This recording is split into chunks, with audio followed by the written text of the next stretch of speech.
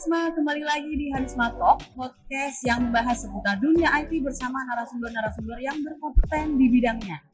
Lokasi tambang seringkali merupakan tempat yang penuh dengan resiko tinggi.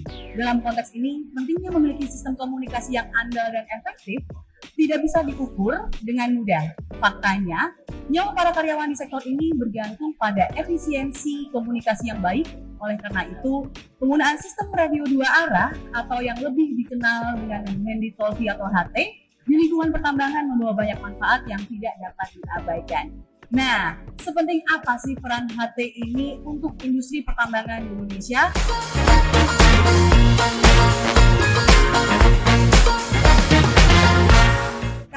Di episode kali ini saya tidak sendiri, tapi saya sudah ditemani oleh dua Bapak KJ yang tentu sudah ahli di bidangnya. Ada Bapak Riswandi Sinuraya, sapa dulu Bapak rekan Harisma yang ada di rumah. Hai rekan-rekan Harisma. Halo. Beliau selaku Enterprise Account Manager dari Motorola Solutions Indonesia. Dan di sebelah saya langsung ada Bapak yang jauh-jauh dari Balikpapan, yaitu Bapak Benny Cortesa selaku owner dari PT Century Synergy Solusindo. Sapa dulu Pak. Halo teman-teman Harisma. Bapak di Balikpapan jauh-jauh kemari untuk ketemu saya atau ketemu dengan Pak Riswandi? Saya mau bertemu dengan kebanyakan customer saya. Oh siap. Mungkin salah satu customer-nya bisa disebutkan nama saya lah Pak ya.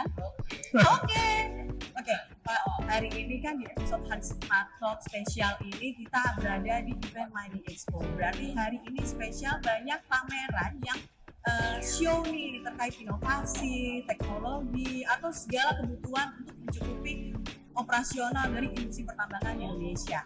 Jadi yang ingin saya tanyakan ke bapak-bapak ini, sepenting apa sih alat komunikasi untuk industri pertambangan di Indonesia? Mungkin dari Pak Riswandi dulu kali ya. Ya, thank you Mbak Anum. Jadi alat komunikasi HT ini tentunya jadi alat yang sangat penting ya buat dunia pertambangan. Kenapa? Pertama adalah area pertambangan itu umumnya itu adalah area yang sangat menantang, ya kan, susah, dan udah pasti kalau mau ngandalin sinyal-sinyal GSM nggak bisa tuh di situ. Ya, yang umumnya ya, walaupun sekarang sudah ada beberapa provider yang menyediakan sinyal di sana, tetapi umumnya itu adalah area yang sangat sulit dan butuh satu coverage yang khusus untuk menjangkau. Kenapa? Karena setiap titik itu buat dunia pertambangan itu adalah aset. Areanya adalah aset, terutama tipenya juga adalah aset, dan juga perangkat-perangkat toolsnya mereka. Jadi semua itu mesti diprotek, dan untuk itu keep communication dengan setiap aset yang ada di sana itu menjadi alat yang sangat penting adalah two-way radio ini. Gitu mungkin Pak Benny, dari sudut pandang Pak Benny, sepenting apa sih Pak alat komunikasi di industri pertambangan? Sepenting apa alat komunikasi di dunia pertambangan? Yang pertama, kita harus lihat dulu ada apa, proses apa yang ada di dunia pertambangan. Ya. Kalau dari saya itu yang saya lihat ada 3 proses besar di sana. Yang pertama itu ada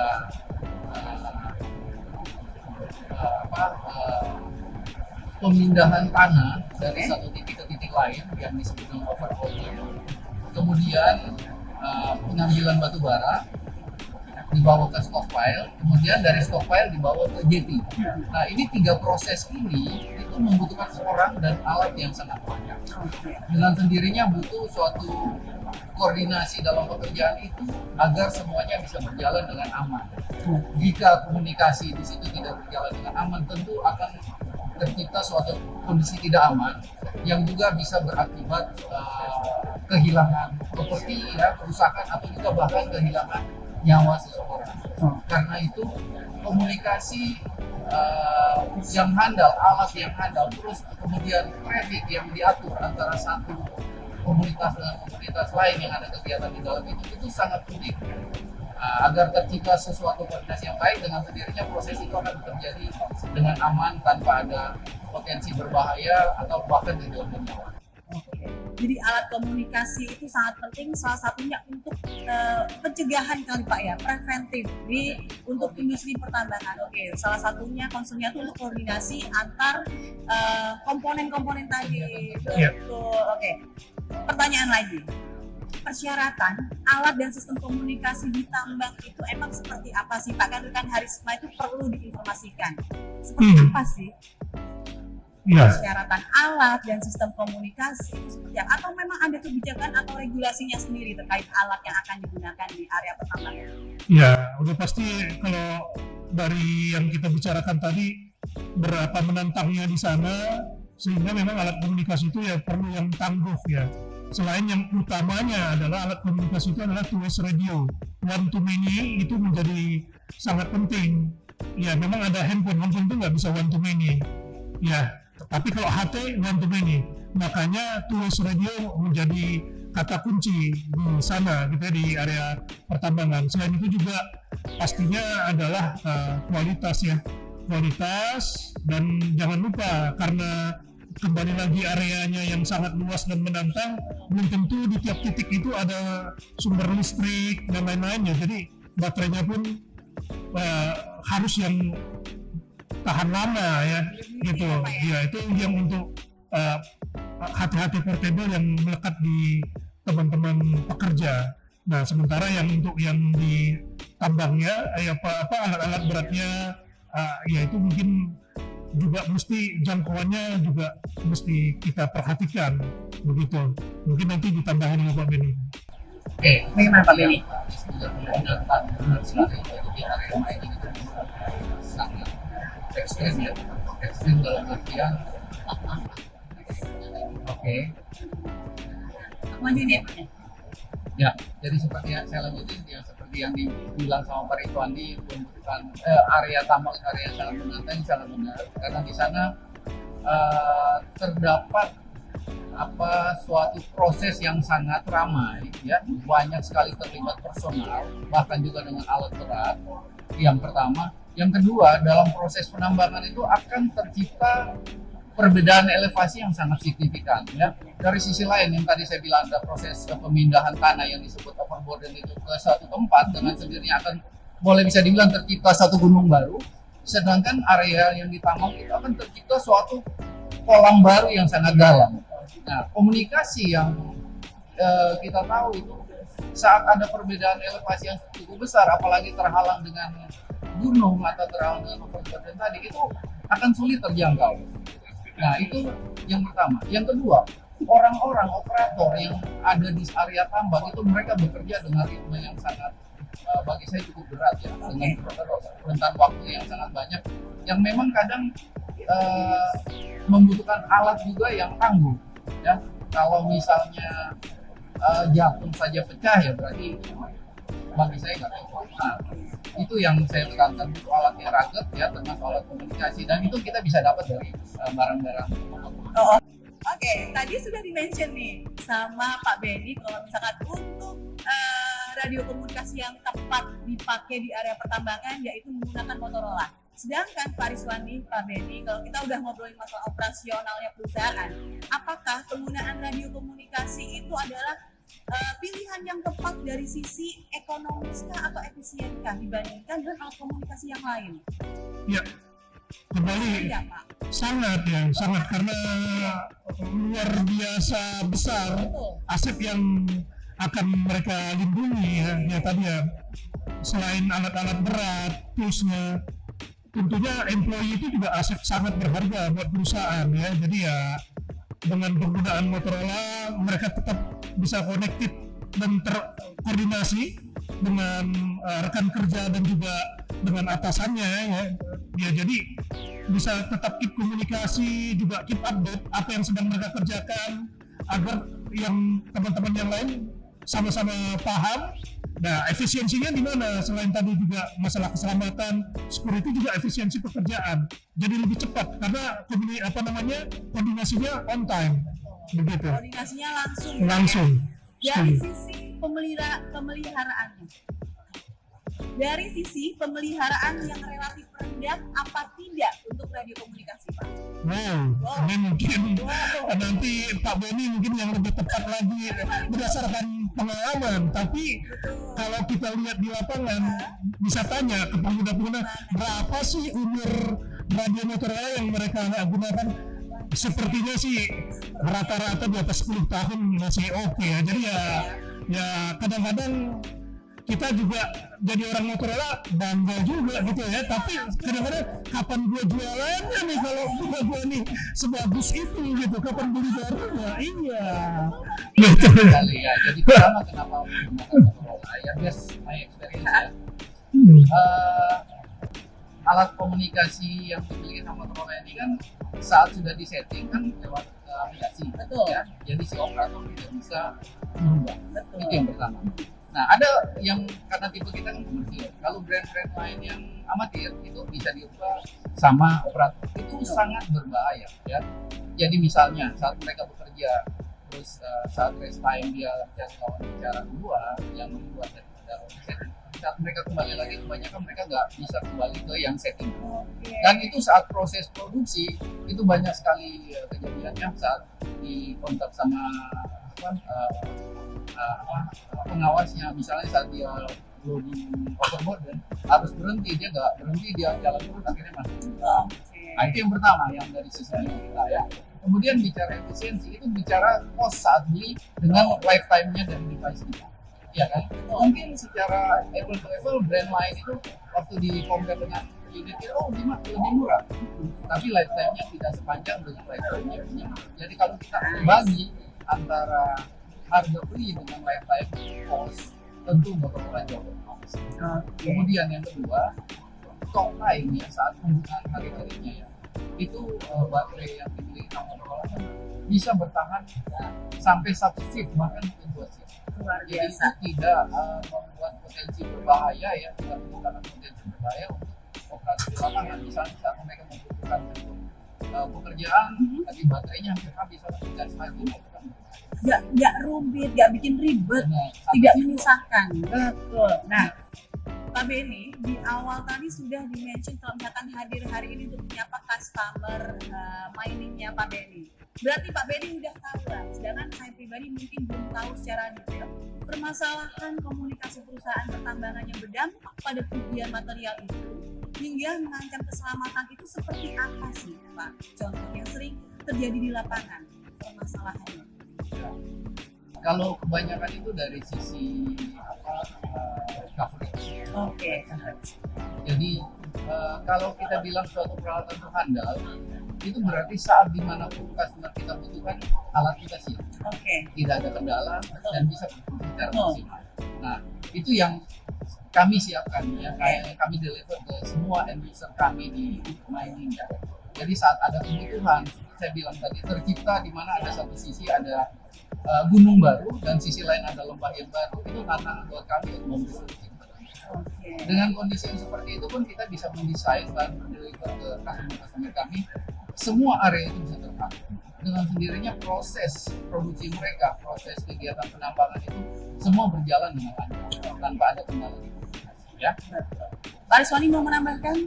Saya setuju ya dengan yang tadi Pak Beni sampaikan. Kembali lagi, buat saya aset terbesar dari perusahaan itu adalah human resource dan area asetnya mereka gitu. Jadi ya dengan itu mereka customer ini pasti akan memikirkan bagaimana agar itu semua zero accident ya. Itu kata kunci yang sering kami dengar dari dunia pertambangan gitu ya. Dan tools radio ini adalah tools yang tepat untuk membantu tujuan zero accident tadi itu gitu. Two-ways radio adalah tools yang tepat. Berarti pertanyaan saya, apa yang ditawarkan oleh Motorola untuk fitur-fiturnya nih, teknologi apa yang ditawarkan? Dari Pak Riswani dulu deh nih kayaknya nih. Ya, karena oke. Nah, otomatis di situ ada fitur keselamatan ya. Fitur keselamatannya kalau nanti kita kupas lebih jauh lagi, ya di sana ada lane worker juga bisa gitu. Kemudian mainboundnya juga ada ya. Nanti kalau teman-teman penasaran, kita bisa diskusi lebih lanjut dengan Pak Beni dan dengan kita ya, itu. Tekan harus Kemudian kalau main down, berarti kalau misalnya saya ala jatuh dia benar, karena ya balik lagi tadi kondisi yang kita gambarkan di awal seberapa menantangnya area pertambangan itu, sehingga kadang-kadang pekerja itu dia pergi sendiri dan hanya ditemenin oleh hatinya dia.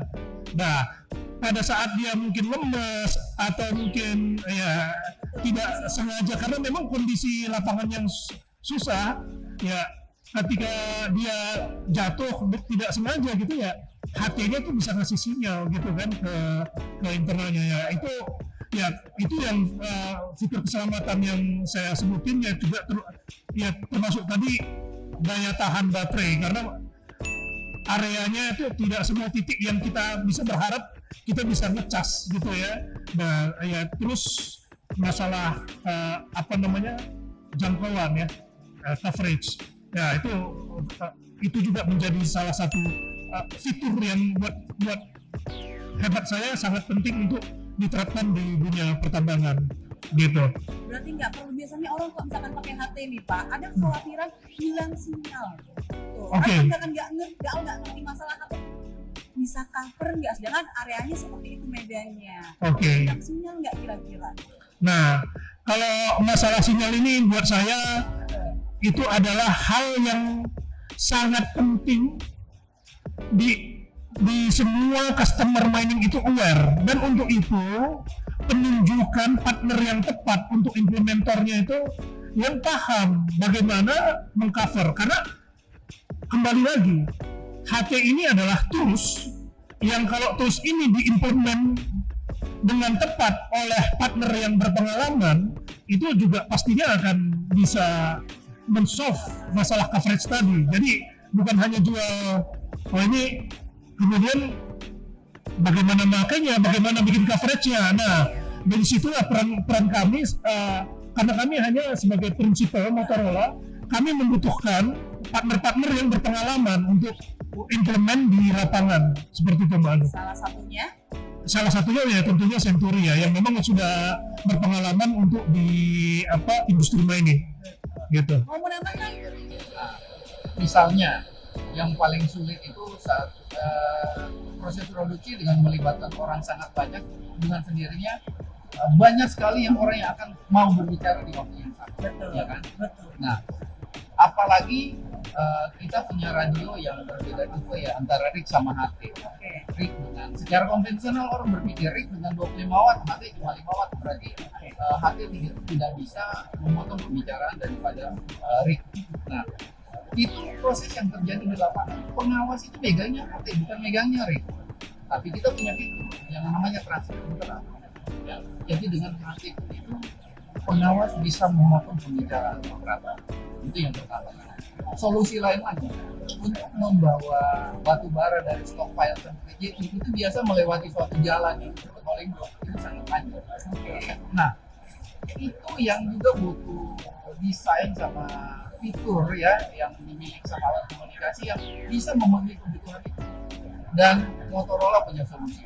Ya, Motorola punya solusi. Kita punya fitur namanya IP side connect yang bisa menghubungkan satu retika dengan retika lain by IP access. Nah, itu kita udah sering melakukan implementasi di beberapa polygon yang panjangnya bahkan lebih dari 80 km. Sepanjang jalan itu, operator tidak pernah kehilangan signal. Bahkan waktu dia pindah repeater, dia tidak perlu pindah channel, langsung auto roaming. Jadi mengurangi pengaruh konsentrasi daripada operator ini untuk mengoperasikan radio lagi nggak perlu, dia cuma fokus untuk drive.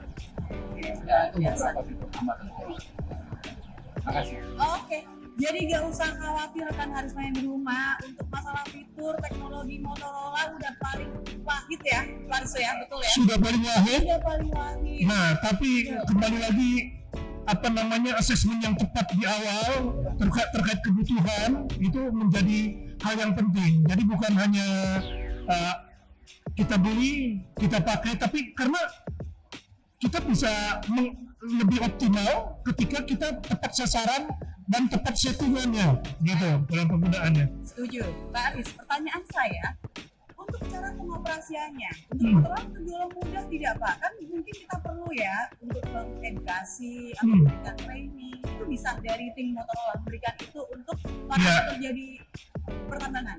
Ya ini berdasarkan pengalaman kita, karena memang Motorola ini termasuk pengalamannya udah sangat panjang, tidak ada kesulitan dalam penggunaannya. Tapi kita kembali menyampaikan bahwa pengoperasian settingan yang di belakang itu butuh keterampilan untuk melakukannya. Nah, keterampilan ini bisa dipelajarin.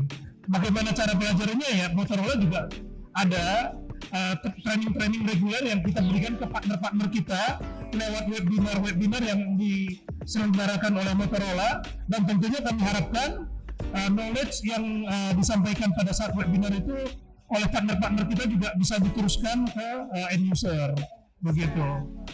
Berarti dari sisi pengoperasian sangat mudah kan Pak? Sangat mudah ya, kalau ya, dari Pak Benny? saya sih untuk pengoperasian sih no issue ya di lapangan, karena operator itu rata-rata mereka sudah paham cara pengoperasian, cara Seperti namanya Pak Benny, pengoperasiannya push to talk, hanya pencet.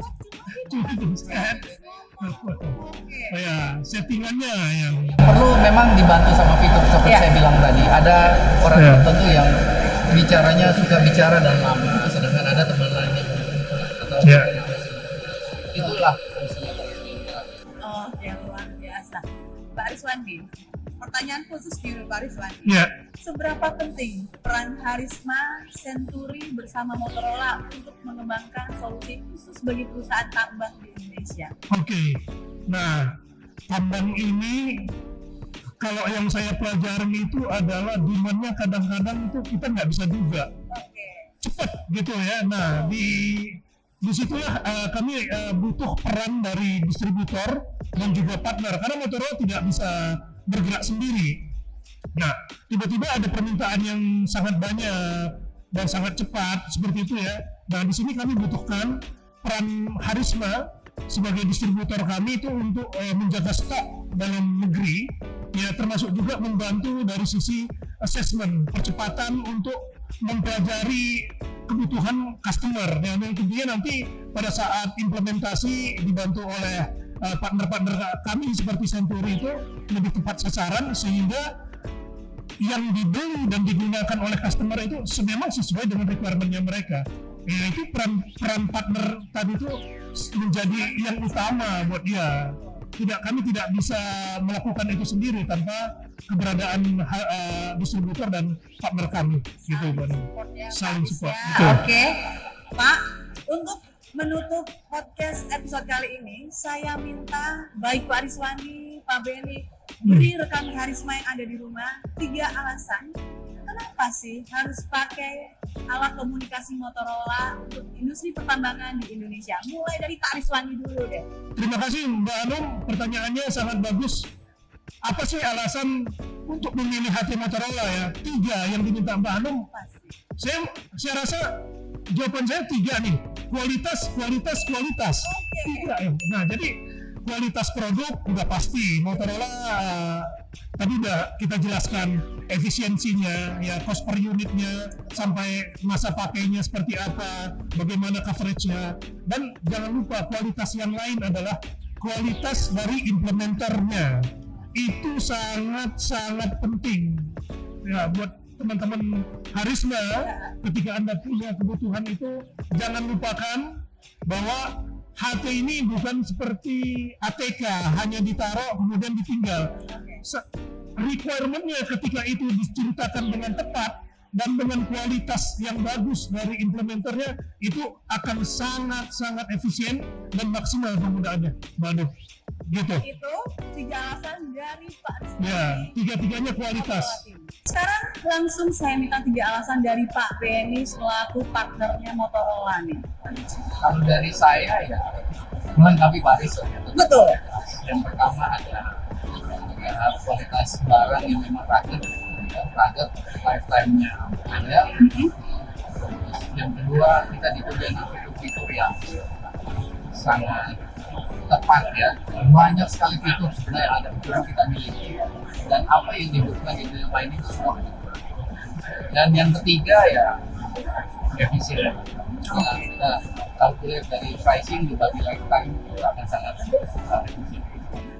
Jadi itu ya, kenapa sih harus pilih Motorola untuk alat komunikasi paling utama untuk industri pertambangan di Indonesia. Jadi mohon dicatat rekan Harisma di rumah. Wah, sungguh menarik obrolan episode kali ini Pak Ariswandi, Pak Beni, Ya, terima kasih halo, sudah terima hadir. kasih. Bahkan Pak Beni jauh-jauh saya lagi dari Kalimantan. Usai sudah episode kali ini di Harisma Talk spesial Motorola di event Mining Expo 2024 bersama Pak Ariswandi dan Pak Beni dari Century. Sampai ketemu di episode selanjutnya. Eits, tapi jangan buru-buru dulu. Subscribe dulu YouTube channel dari Harisma dan juga sosial media dari Harisma di Instagram Harisma Indonesia. Untuk apa sih? Agar terus dapat notif update terkini seputar Harisma Indonesia. Oke? Sampai jumpa di episode selanjutnya. See you on the next video. Bye-bye.